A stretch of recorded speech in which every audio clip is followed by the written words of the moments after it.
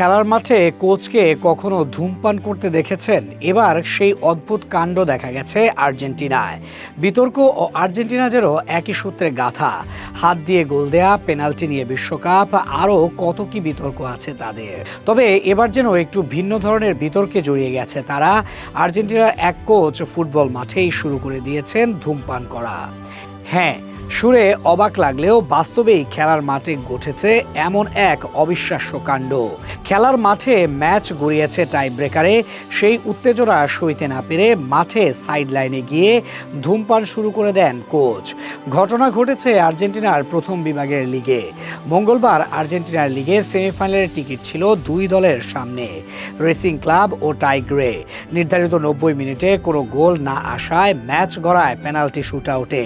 স্বাভাবিকভাবে এই tie breaker মানে ভিন্ন রকমের চাপ। সেই চাপ সামলে নিতে কিনা শেষ পর্যন্ত অদ্ভুত এক কাজ করে বসেন রেসিং কোচ।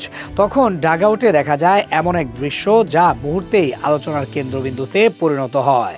চাপের ভারে যখন দুদলের খেলোয়াড়, কোচ এবং দর্শকরা টান টান উত্তেজনায় ডুবে গেছে, তখন রেসিং এর কোচ গুস্তাভো কস্তাস নিজের নার্ভ সামলাতে বসেন এক অদ্ভুত উপায়ে, মাঠেই সিগারেট ধরিয়ে।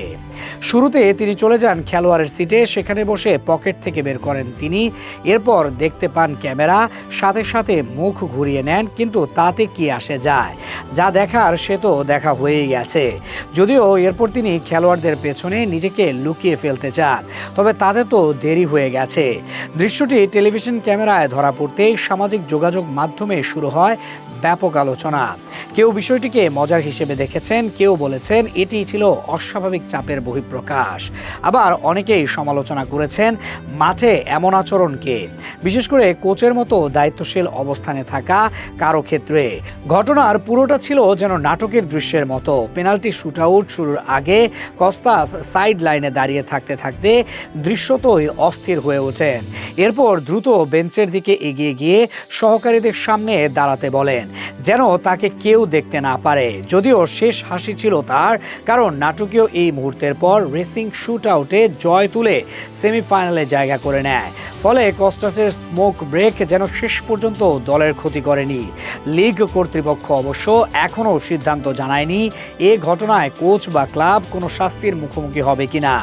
মাঠে এমন আচরণ নিয়ম বহির্ভূত হলেও আপাতত বিষয়টি আলোচনার জন্ম দিয়েছে।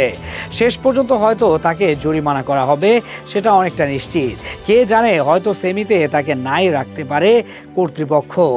তাহলে আর বড় ম্যাচে এমন কাণ্ড করাও হবে না তার।